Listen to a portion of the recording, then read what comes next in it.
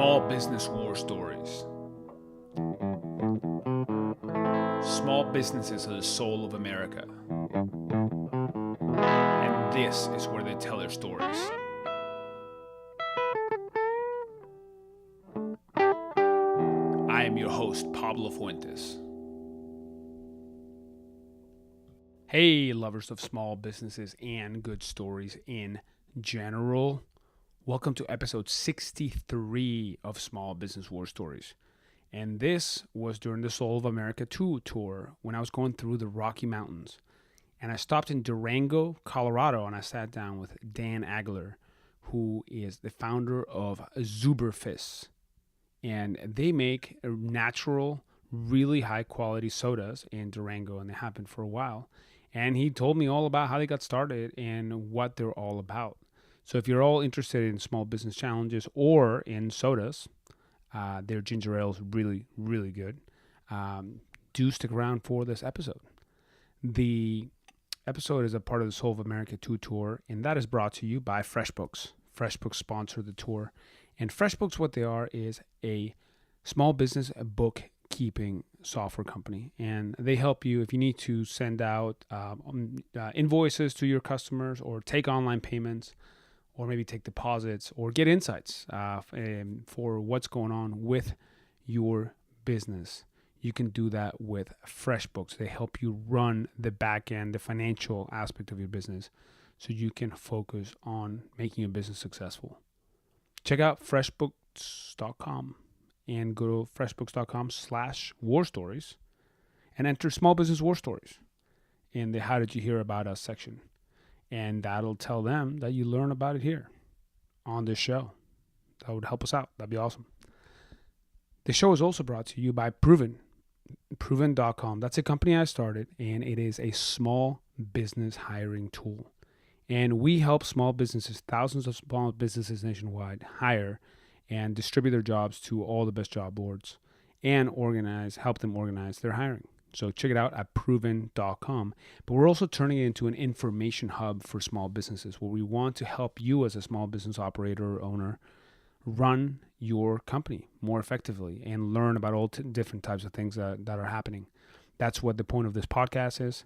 And if you have ideas about things we should cover on our blog at blog.proven.com, send them to me. I want to hear them. You can shoot me an email directly. I will read it at podcast@proven.com. Without further ado, let's get into today's episode in Durango, Colorado with Dan Aggeler of Zuberfizz. And we are live here in this beautiful morning here in Durango, Colorado. And today I have the pleasure of sitting down with Dan Aggeler, who is a co-founder of Zuberfizz. We're really Durango Soda Company, the makers of the legendary Zuberfizz. Welcome to the show. Thank you. It's great to have you here. First of all, I mean, it's really, you have it's a boutique soda brand, really. It's like a specialty soda brand. Tell us a little bit more. Like, what inspired you to start this? How, why soda? Why here? Yeah, my partner and I started off as brewers up in Fort Collins during the New Age or the New Belgium explosion, 90s shilling from Odell's, people like that. And we wanted to have our own brew pub here in Durango eventually. And after college, moved down here again. Both of us grew up here in Durango. And a couple brew pubs that opened up, some competition. So we kind of put the brakes on the deal. And I ended up becoming the head brewer at Steamworks here in town. Okay. And so just using that brewing knowledge, we saw the demand for craft products. And especially out of towns like Durango. So craft soda was the next best fit, basically. We had some equipment already that we had purchased for our business. So my partner's dad owned the local Dairy Queen. Okay. And I started putting some bottles out there for sale on Dairy Queen just to kind of get a feel for traction. And people were jazzed about it, So we thought, okay, craft soda, old ingredients, pure cane sugar, glass bottles, things like that. And the nostalgic bottle itself that we use is from the 40s. All the packaging, we wanted to do, the big brands used to produce soda with pure cane sugar, and they switched in the 1970s.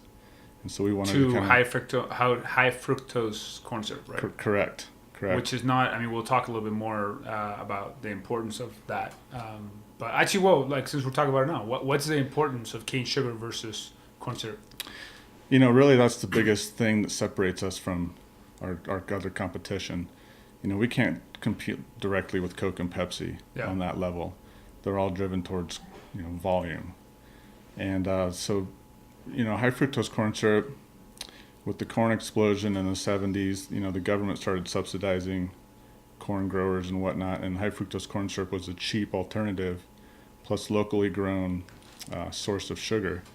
Well, it turns out it's highly processed. It's not good for you. Your body can't recognize it as a really good source of energy.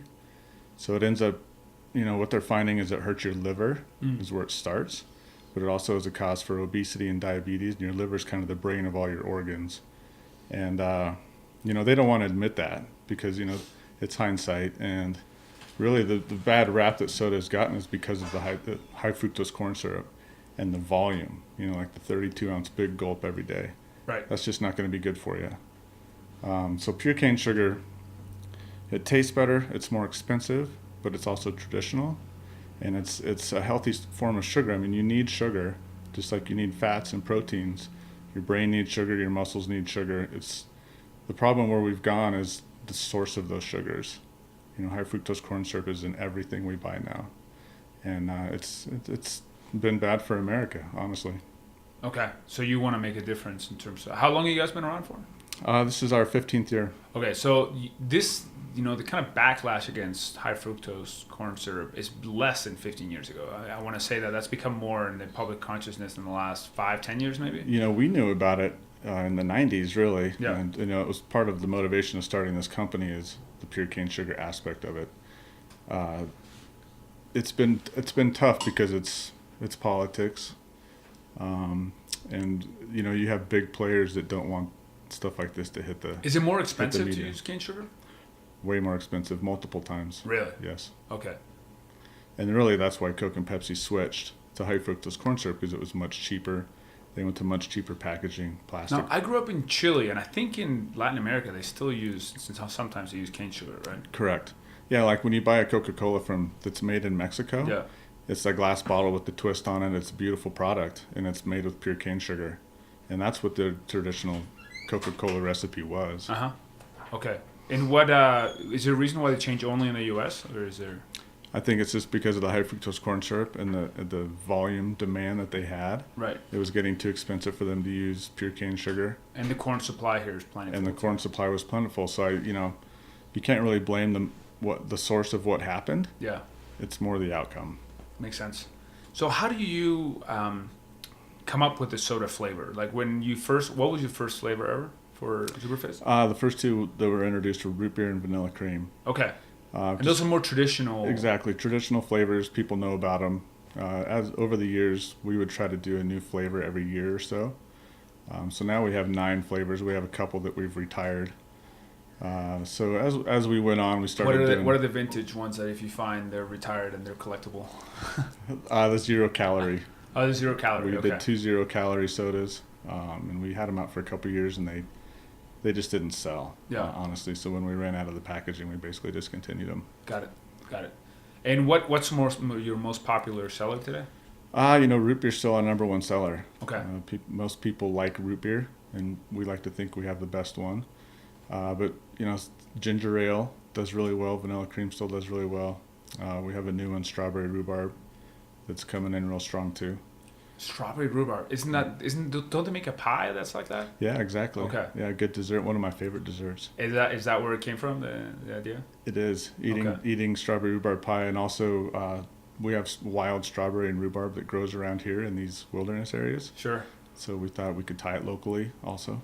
That's cool. So your ingredients for those come from around here as well?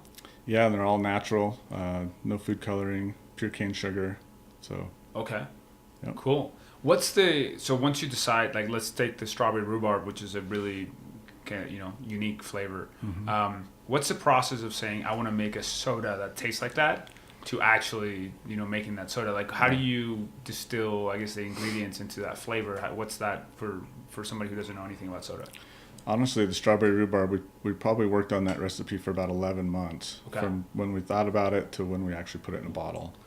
And what we do is get samples from flavor houses and mix things here in house, and we do 5 gallon batches, and then we just start tweaking from there and kind of fine tuning it. How do you make a batch of soda? Just for I know nothing about soda making. It's a lot like beer, but you're skipping the fermentation process. Okay. So you mix it. You got to clean the tanks the same way. Water is obviously our biggest ingredient in soda, which is another thing that really makes our product stand out. But then you got to mix it and dissolve everything and cool it, carbonate it, pH adjustments, things like that. So. Okay. Very cool. So what when you mentioned the Dairy Queen story? So early on, was that the main way you tested the market to make sure that your soda would sell? I mean, what was there, or did you talk to people ahead of time? What was your market research? If somebody's thinking about starting a business, what are sort of the steps that you went through before to validate that this would work? Yeah, I think that was a luxury, having a retail outlet like that where they could put it and test it. Sure. But then I think the main thing is starting local. Durango is still a very important market for us, and people want to support local businesses. So if you have a local product, first of all, it's got to be good. Yeah. But second of all, local towns and business owners are more likely to support a local brand. So we had a lot of good, strong support in Durango, and then regionally as well. Okay. Our neighboring towns. Colorado is really our backyard, and we're still focused number one on Colorado. What percentage of your sales are in Durango proper and in Colorado as a state? Colorado is probably still at least 50% of our sales. Okay. And Durango is still a strong percentage of that. I don't want to spit out numbers that no arbitrarily, problem. but Durango in particular is probably our strongest little one market we have. Okay. But Colorado is our strongest state. Okay. What other states do you also sell to? We're focused on the Southwest. Okay. For a few reasons. We get a lot of tourists up from Texas and New Mexico and Arizona, California. Yeah.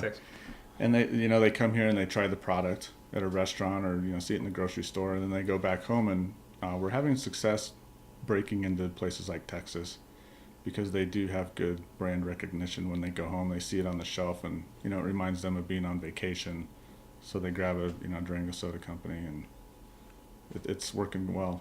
Awesome. How do you compete for shelf space? What's your distribution strategy? I mean, that's got to be tough to go up.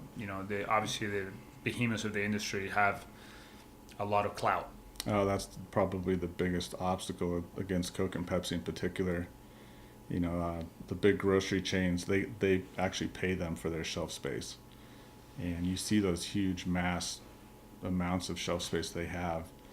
They're buying that space, and they don't want competition in there. And they do everything they can to secure that space, and then the grocer is left with a very small space that they actually have flexibility with. With craft soda, they're trying to grow that availability. They're going from 8-foot sets to 16-foot sets, things like that in the craft segment, which is great. But they're having a hard time squeezing Coke and Pepsi out of their shelf space as well. Okay. So what's that? I mean, what are the ways in which is it relationship crafting with an education with these grocers? What's the way to improve that? Exactly. Take Kroger for example. I've been to Cincinnati 5 times, met with 3 different category buyers, and a lot of the purpose of those trips is to try to educate them on craft, and that this is what this is a growing consumer niche. Craft soda versus the big brands. They're actually shrinking a little bit every year, while craft soda, I think last year it grew 18%. So you have to convince them that this is a way they can capture a growing niche that's healthier. But at the end of the day, I've had them tell me it's like moving mountains, because those big soda suppliers, they control that shelf space. Okay, that's interesting.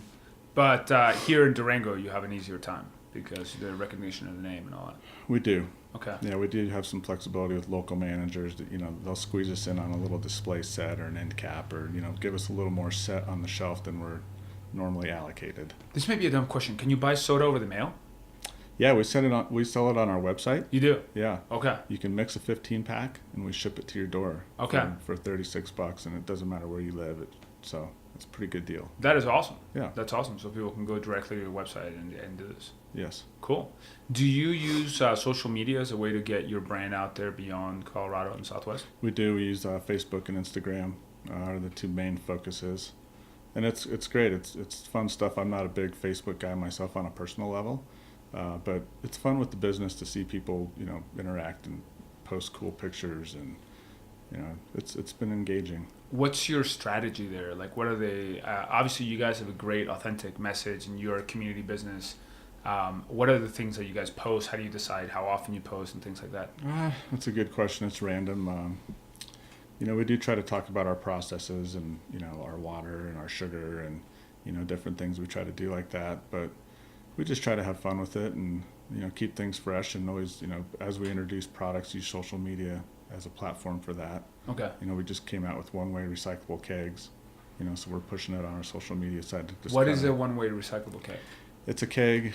It's once you're done with it, it's not stainless steel. It's plastic, and it comes in a corrugated box package. Yep. So when you're done with it, you just recycle it. There's no deposits. You don't ship it back to me. I don't have to clean it again, refill it. They're lighter. It's UK technology, and we're the first craft soda brand in North America to have it. Awesome. So we're just launching it right now, so it's super exciting.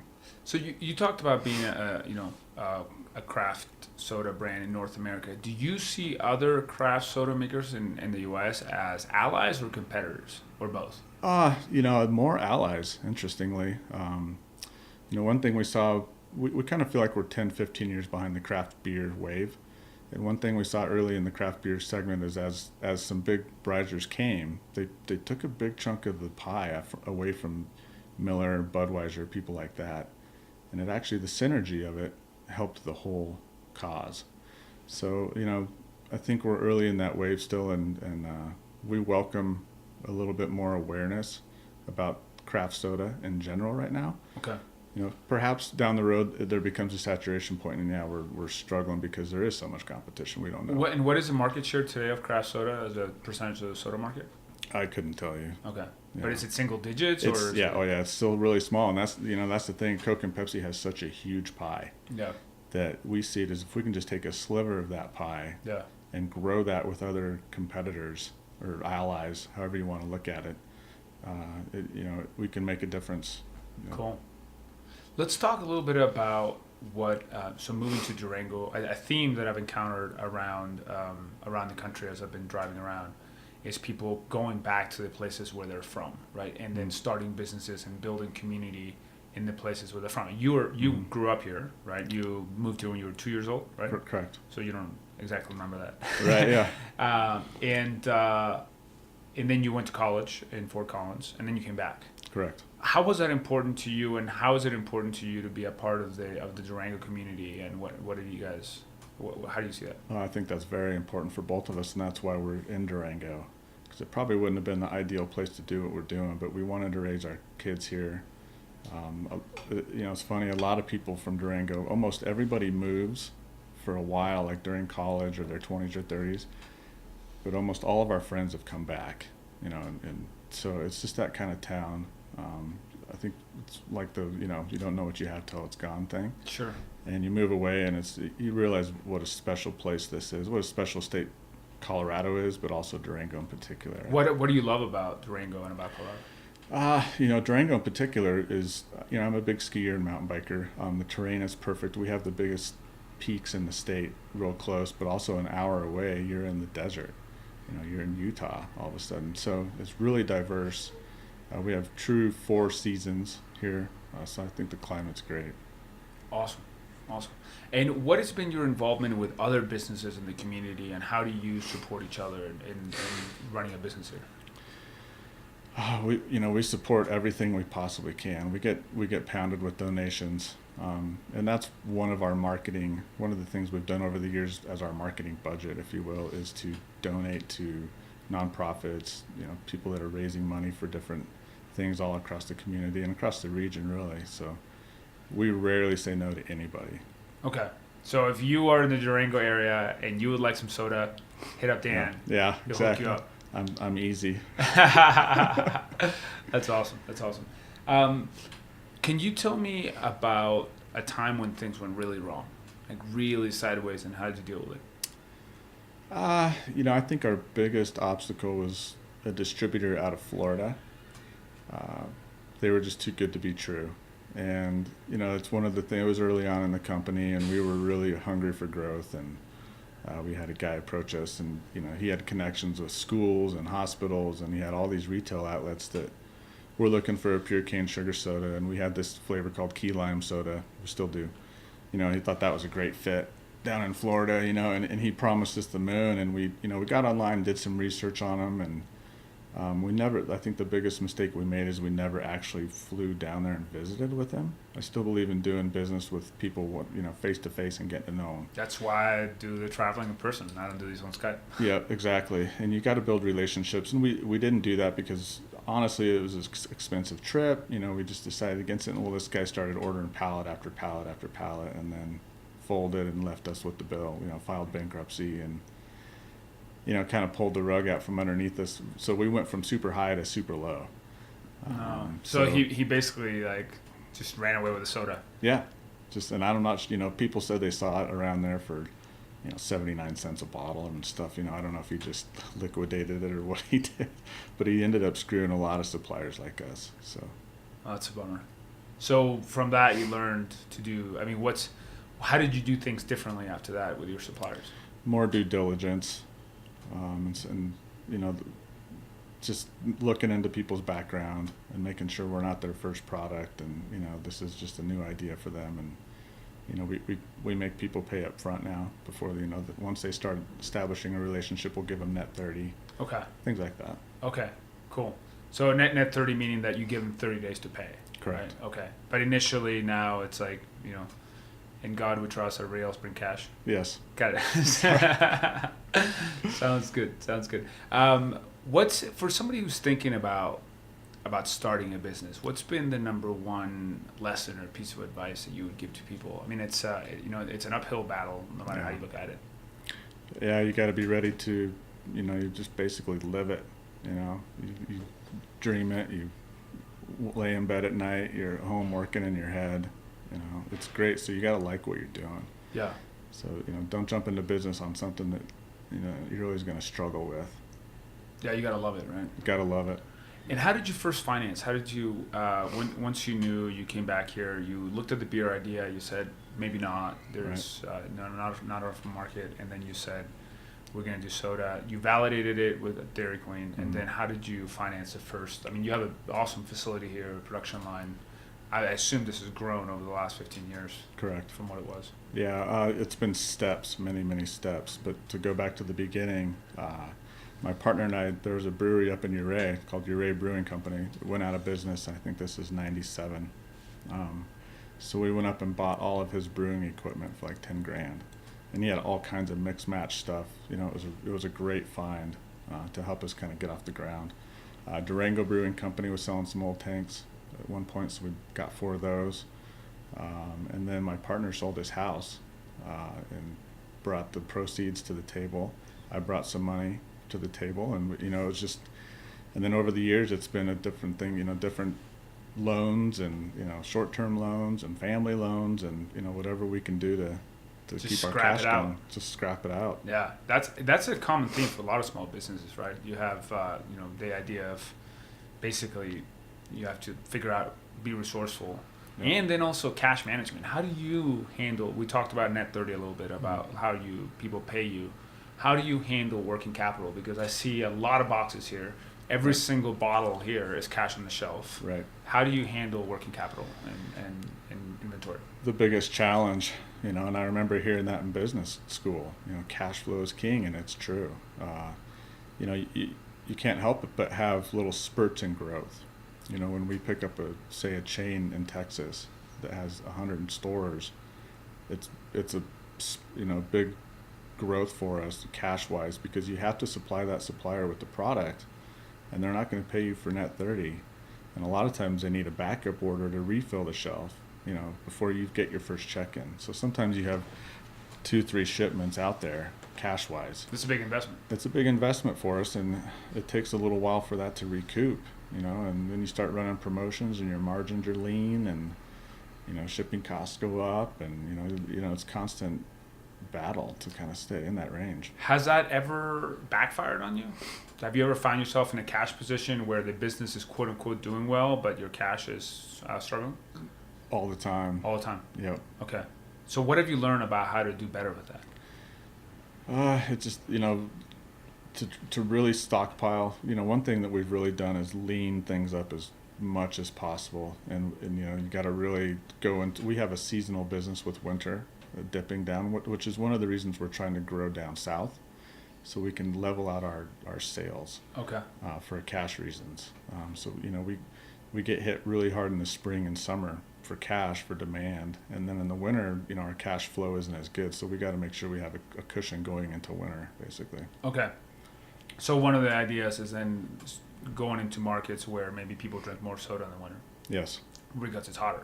Exactly. Yeah, Texas, a lot of people spend their winters in Texas or Arizona, and so we're trying to grow into those markets to level so out people our live sales. here and then they go down there for the winter. Correct. Or for all over the country too. They're like Phoenix's population actually swells in the winter. People get out of there in the summer. Yeah, well, yeah, it's it's a little warm. Exactly, and then Durango's kind of the opposite. Our busy season, tourist season is summertime. Okay. We do get good ski season too, but people drink a lot more soda in Durango in the summertime. That makes sense. Mm-hmm. Cool. Is there anything else that you want people to know about your business? Where can people find you if you want to? What's your website? Zuberfizz.com. Okay, that's okay. We'll put that in the show notes. Zuberfizz.com. And what are your Instagram handles? Also Zuberfizz? I can't answer that. Okay. We'll figure it out. We'll Yeah. put it in the show notes. Edit that out. No. Well, that's fine. I have a friend that does the social media. Yeah. Like I said, just off the record, I don't even have a Facebook page. Okay. I don't know much about it. Cool. I was just on it this morning for 20 minutes checking out our stuff. Okay. So I dip in it and out of it, but I have. So people can go to your website and order the beer, the soda directly. Correct. Okay. Yeah. Awesome. Well, thank you so much for sharing. And do you guys have a tasting room here in Durango? How can people find you? Yeah, people can come right in here and try it. Okay. And your address here? 284 Sawyer Drive. 284 Sawyer Drive. Beautiful, beautiful mountains. And right now we have all the colors of the trees and the leaves and all that. Well, Dan, thank you so much for being on Small Business War Stories and sharing your story. Thank you. Appreciate it. Take care.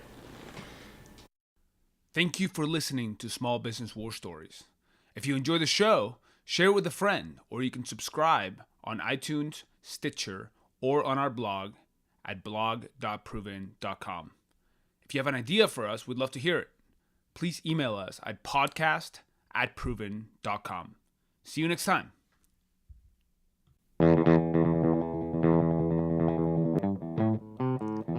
Small Business War Stories.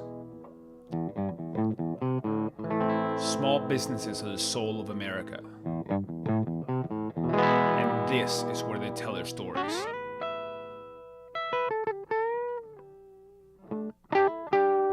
I am your host, Pablo Fuentes.